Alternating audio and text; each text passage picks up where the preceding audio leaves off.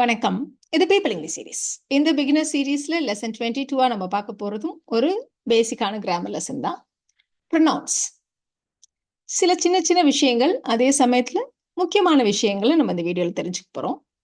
பொதுவா ப்ரொனவுன்ஸ் அப்படின்றா என்ன அப்படின்னு பார்க்கறதுக்கு இந்த எக்ஸாம்பிள பாருங்களேன். இப்போ நம்ம ஒரு விஷயத்த அடுத்தவங்க கிட்ட சொல்றோம். ரவி வீட்டுக்கு வந்தான். ரவி முகம் கழுவி உடை மாற்றினான். ரவியோட அம்மா ரவியை கூப்பிட்டாங்க. ரவியோட அம்மா ரவிக்கு டீ குடுத்தாங்க. ரவி டீய குடிச்சான். ரவி டிவி பார்த்தான். இப்படி சொல்றப்போ கேட்கிறவங்களுக்கும், சொல்றவங்களுக்குமே ரொம்ப போரிங்கா இருக்கும் இல்லையா? ஸோ நம்ம ஜெனரலா தமிழ்ல கூட இந்த மாரி நம்ம சொல்ல மாட்டோம். எப்படி சொல்லுவோம்? ரவி வீட்டுக்கு வந்தான். அவன் முகம் கழுவி உடை மாற்றினான். அவனுடைய அம்மா அவன கூப்பிட்டாங்க. அம்மா அவனுக்கு டீ குடுத்தாங்க. அவன் டீய குடிச்சான். அவன் டிவி பார்த்தான். இப்படிதான் நம்ம சொல்லுவோம் இல்லையா? ஸோ ரவின்றது ஒரு பெயர்ச்சொல் அப்படின்னா, இந்த அவன், அவனுடைய, அவனுக்கு இந்த மாதிரியான வார்த்தைகள்லாம் வருது இல்லையா? ஸோ இதையெல்லாம் தான் நாம பெயர்ச்சொல்லுக்கு பதிலா பயன்படுத்துறோம் இல்லையா? பிரதி பெயர்ச்சொற்கள் அப்படின்னு தமிழ்ல சொல்லுவோம். அதுதான் இங்கிலீஷ்ல ப்ரொனவுன்ஸ் அப்படின்னு நம்ம சொல்றோம். ஸோ ஒரு பெயர்ச்சொல்லுக்கு பதிலாக பயன்படுத்தப்படும் வார்த்தை. அதுதான் ப்ரொனவுன். ஸோ ஒரு பெயர்ச்சொல்லை நம்ம எப்படிலாம் யூஸ் பண்ணுவோம்? ஒண்ணு அதை சப்ஜெக்டா யூஸ் பண்ணுவோம், இல்ல ஆப்ஜெக்டா யூஸ் பண்ணுவோம் இல்லையா? ஸோ சப்ஜெக்டா யூஸ் பண்ற ப்ரொனவுன்ஸ் என்னென்ன? ஆப்ஜெக்டா யூஸ் பண்ற ப்ரொனவுன்ஸ் என்னென்ன? இது 2த்தையுமே நம்ம இந்த வீடியோல பார்க்கலாம். இது தவிர ப்ரொனவுன்ஸ்ல நிறைய டைப்ஸ் இருக்கு. நம்ம பொசசிவ் ப்ரொனவுன்ஸ் சொல்லுவோம், ரிலேட்டிவ் ப்ரொனவுன்ஸ் சொல்லுவோம், டெமான்ஸ்ட்ரேட்டிவ் ப்ரொனவுன்ஸ் சொல்லுவோம். ஸோ இந்த மாதிரி நிறைய டைப்ஸ் இருக்கு. நம்ம இந்த இடத்துல சப்ஜெக்ட் அண்ட் ஆப்ஜெக்ட் ப்ரொனவுன்ஸை கரெக்டா யூஸ் பண்றதை கத்துக்க போறோம். ஸோ நம்ம போன வீடியோல சப்ஜெக்ட்னா என்ன, ஆப்ஜெக்ட்னா என்ன அப்படின்னு நம்ம கத்துக்கிட்டோம் இல்லையா? ஸோ சப்ஜெக்ட் அப்படின்னா யார் ஒரு விஷயத்தை செய்தது, யார் அப்படின்ற கேள்விக்கான பதில், அந்த சென்டென்ஸ்ல என்ன வார்த்தையோ அதை நாம சப்ஜெக்ட் அப்படின்னு நம்ம சொல்லுவோம். அதே மாதிரி யாருக்கு, யாரை, இல்ல எதை, என்ன, இந்த கேள்விக்கான பதிலை நம்ம ஆப்ஜெக்ட்னு சொல்லுவோம். ஸோ இது 2த்தையும் நீங்க இன்னொரு தடவை ஞாபகப்படுத்திக்கோங்க. ஏன்னா இதுவும் ரொம்ப முக்கியம் இப்போ நம்ம பார்க்க போற விஷயத்த கத்துக்கிறதுக்கு. இப்போ சப்ஜெக்ட் ப்ரொனவுன்ஸ் எது? இது ரொம்ப சிம்பிளான விஷயம். உங்க எல்லாருக்கும் தெரிஞ்ச விஷயம் தான். வேற வழி இல்லாம இன்னொரு தடவை சொல்றேன். ஸோ நான் அப்படின்னா ஐ, நீ அப்படின்னா யூ, நாங்கள், நாம் அப்படின்னா வி, அவர்கள் அப்படின்னு மத்தவங்களை காட்டி சொல்றோம். தே, அவன், ஹி, அவள், ஷி, அது அப்படின்னா இட். ஸோ இதெல்லாம் நம்ம சப்ஜெக்டா பயன்படுத்துறப்போ நான் அப்படின்னா ஐன்னு சொல்லுவோம், நீன்னு சொன்னா யூன்னு சொல்லுவோம், இந்த மாதிரி. இப்போ இதுவே ஆப்ஜெக்டா வர்றப்போ என்ன சவுண்ட் யூஸ்வலா வரும்? நான்கிற சவுண்ட் பொதுவா வராது. என்னை இல்லைன்னா எனக்கு அப்படின்ற சவுண்ட் வரும். ஸோ அதுக்கு நம்ம மீன்ற வார்த்தையை யூஸ் பண்ணுவோம். அதே மாதிரி உன்னை, உனக்கு, உன்னை கூப்பிட்டாங்க, உனக்கு கொடுத்தாங்க, இப்படிலாம் நம்ம சொல்றோம் இல்லையா? ஸோ அந்த மாதிரி உன்னை, உனக்கு அப்படின்னா யூ. நம்மை, நமக்கு அப்படின்னா அதே மாதிரி எங்களை, எங்களுக்கு, இதுக்கெல்லாம் நம்ம அஸ். அவர்களை, அவர்களுக்கு அப்படின்னா தெம். அவனை, அவனுக்குன்னா ஹிம். அவளை, அவளுக்கு அப்படின்னா ஹர். இப்படி நம்ம யூஸ் பண்ணுவோம். இது உங்க எல்லாருக்கும் தெரிஞ்ச விஷயம்தான்.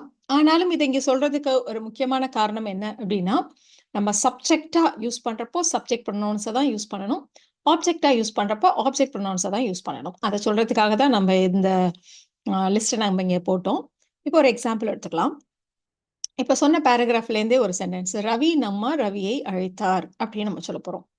ஸோ ரவியின் அம்மா, யார் அழைத்தது, யார் அப்படின்ற கேள்விக்கான பதில் ரவியின் அம்மா இல்லையா? அப்போ அவங்க தான் அந்த இடத்துல சப்ஜெக்ட்.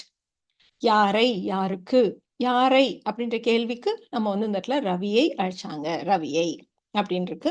ஸோ ரவின்றது இந்த இடத்துல ஆப்ஜெக்ட்.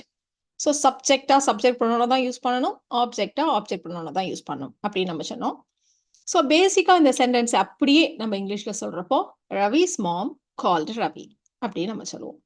இப்போ இதையே ப்ரொனவுன்ஸ் வச்சு சொல்லணும். இந்த இடத்துல ரவிஸ் மாம் அப்படின்றவங்க இந்த இடத்துல சப்ஜெக்ட். அப்போ ஷி அப்படின்னு தான் நம்ம சொல்ல முடியும் இல்லையா? அதே சமயத்துல ரவி இந்த இடத்துல ஹி அப்படின்னு மாற்றக்கூடாது. ஏன்னா இந்த இடத்துல ரவின்ற வார்த்தை ஆப்ஜெக்டா வருது. அப்போ ஆப்ஜெக்ட் ப்ரொனவுனா நம்ம ஹிம்னு யூஸ் பண்ணுவோம். She called him, she called him. இப்போ இந்த எக்ஸாம்பிள் பாருங்க. ரவியின் அம்மா ரவிக்கு தேநீர் கொடுத்தார் அப்படின்னு இருக்கு. ஸோ யார்? ரவியின் அம்மா. அப்போ அவங்க சப்ஜெக்ட். யாருக்கு? ஸோ நம்ம சொன்னோம் யாரை, யாருக்கு, இந்த இடத்துல யாருக்கு, ரவிக்கு. அப்போ இந்த வார்த்தை ஆப்ஜெக்ட். பேசிக்கான sentence. Ravi's mom cave Ravi tea. Ravi's mom cave Ravi tea. இது என்ன ரொம்ப டிஃப்ரெண்டா இருக்குன்னு உங்களுக்கு தோணுச்சுன்னா, Ravi's mom gave tea to Ravi. அப்படி வேணா நீங்க சொல்லிக்கோங்க. இப்போ நாம இதை ப்ரொனவுன்ஸ் வச்சு ரீப்ளேஸ் பண்ணுவோம். ஸோ ரவிஸ் மாம் அப்படின்றவங்க சப்ஜெக்ட். ஸோ இப்போ உங்க பெண்ணுன்றதுனால சப்ஜெக்ட் ப்ரொனவுன் ஷீயை யூஸ் பண்றோம். கேவ் யாருக்கு, அப்போ இந்த இடத்துல ரவின்றது ஆப்ஜெக்ட். ஸோ ஆணுக்கான ஆப்ஜெக்ட் ப்ரொனவுன் ஹிம், அதை நம்ம யூஸ் பண்றோம். She gave him tea. Ravi's mom gave him tea. அதுதான் நம்ம இந்த இடத்துல ஷி கேவ் ஹிம் டீ அப்படின்னு நம்ம சொல்லிடுறோம். இப்போ இந்த எக்ஸாம்பிள் எடுத்துக்கலாம். 2 சென்டென்சஸ் இருக்கு. அதில் ஒரு சென்டென்ஸை நம்ம வந்து ஃபர்ஸ்ட் டிஸ்கஸ் பண்ணிடலாம். ஸோ ஃபர்ஸ்ட் சென்டென்ஸ், நானும் எனது அக்காவும் கோவிலுக்கு சென்றோம்.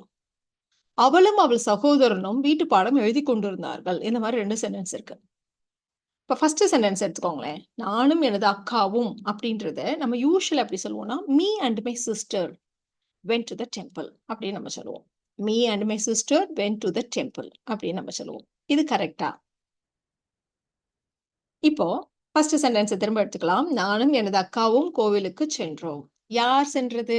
நானும் எனது அக்காவும். அப்ப இது வந்து எனது சப்ஜெக்ட்.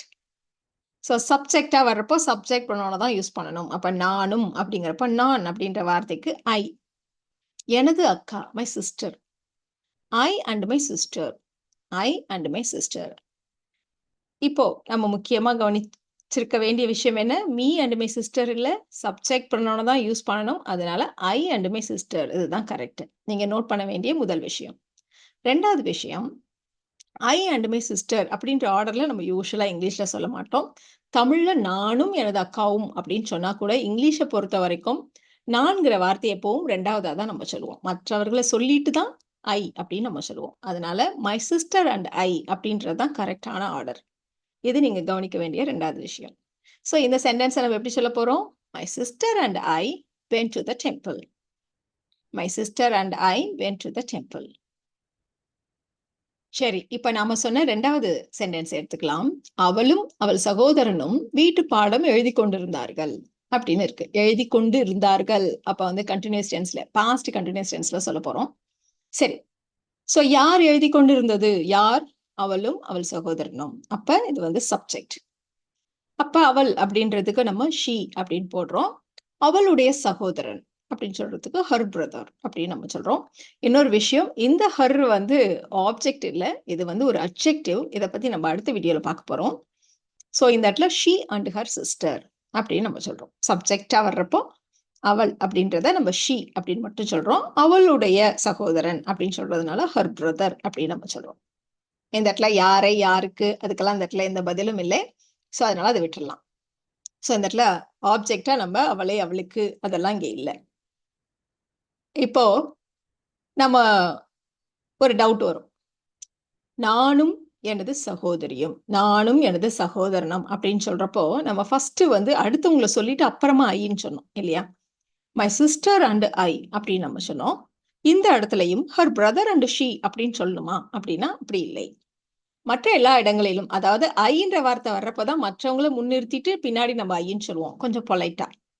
மற்றவங்களை பத்தி பேசுறப்போ நம்ம இதுதான் ஆர்டர். நம்ம இதை சேஞ்ச் பண்ணணும் அவசியம் இல்லை. ஷீ அண்ட் ஹர் பிரதர்ன்றது தான் கரெக்டான ஆர்டர். அதனால இதே மாதிரி நம்ம சொல்லலாம். So she and her brother were writing the homework. She and her brother were writing the homework. இப்போ இந்த எக்ஸாம்பிள் பாருங்க. ஆசிரியர் வாணியையும் என்னையும் பாராட்டினார். எங்க டீச்சர் என்னையும் வாணியையும் பாராட்டினாங்க அப்படி நம்ம சொல்ல போறோம். ஸோ யார் அப்படின்னா டீச்சர். ஸோ த டீச்சர் என்ன பண்ணாங்க? பாராட்டினாங்க, அப்ரிஷியேட் பண்ணாங்க. So the teacher appreciated. யார் யார? வாணியையும் என்னையும். வாணி அண்ட் ஐ அப்படின்னு சொல்லணுமா? அப்ப அது கரெக்டா? The teacher appreciated Vani and I அப்படின்னு சொன்னா கரெக்டா? இப்போ நம்ம டீட்டெயில்டா பார்க்கலாம். ஸோ யார் அப்படின்னா டீச்சர். அப்ப அவங்க சப்ஜெக்ட். யாரை பாராட்டினாங்க? யாரை, யாருக்கு அப்படின்ற கேள்விக்கான பதில் ஆப்ஜெக்ட் இல்லையா? ஸோ வாணியையும் என்னையும் அப்படின்றப்போ அது வந்து இங்க ஆப்ஜெக்டா வருது. Vani and me. ஆப்ஜெக்டா இருக்கிறப்ப வாணி அண்ட் ஐ இல்ல, எனக்கு, என்னை அப்படின்னு சொல்றப்போ ஆப்ஜெக்ட் பண்ணணும்னா நம்ம மீயை தான் யூஸ் பண்ணுவோம் இல்லையா? So the teacher appreciated Vani and me. The teacher appreciated Vani and me. இப்போ இங்க 3 சென்டென்ஸ் இருக்கு. நானும் அவரும் படம் பார்க்க போறோம். நானும் அவளும் எல்லாம் அமர்ந்தோம். என்னையும் என் கணவரையும் விருந்துக்கு அழைத்தாள். இந்த 3 சென்டென்சஸை நீங்க இப்ப ட்ரை பண்ணுங்க. எந்த இடத்துல சப்ஜெக்ட் பண்ணணும், எந்த இடத்துல ஆப்ஜெக்ட் பண்ணணும் அப்படின்றதெல்லாம் கரெக்டா பார்த்து போடுங்க. இந்த இடத்துல ஸ்பெசிஃபிக்கா நானும் என்னையும் அப்படின்னு சொல்றதுக்கு காரணம் அந்த ஐ அண்ட் மீயை நம்ம கரெக்டா போடுறோமா அப்படின்றத பார்க்கறதுக்கு தான்.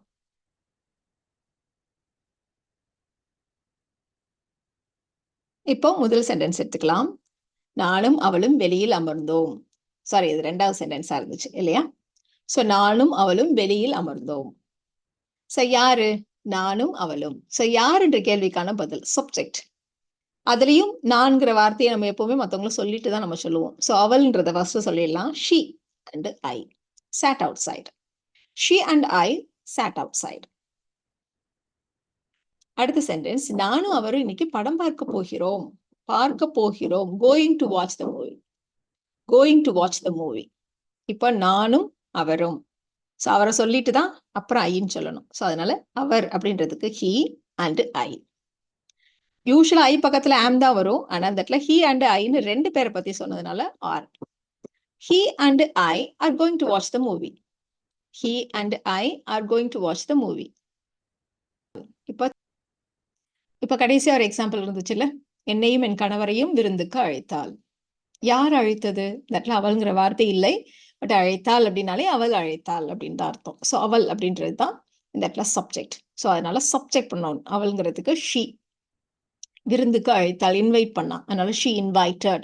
யாரு அப்படின்ற கேள்விக்கான பதில் ஆப்ஜெக்ட். என்னையும் என் கணவரையும். சோ இந்த இடத்துல என்னை அப்படின்றது ஆப்ஜெக்ட் பண்ணணும். அதனால ஐ இல்ல மீ.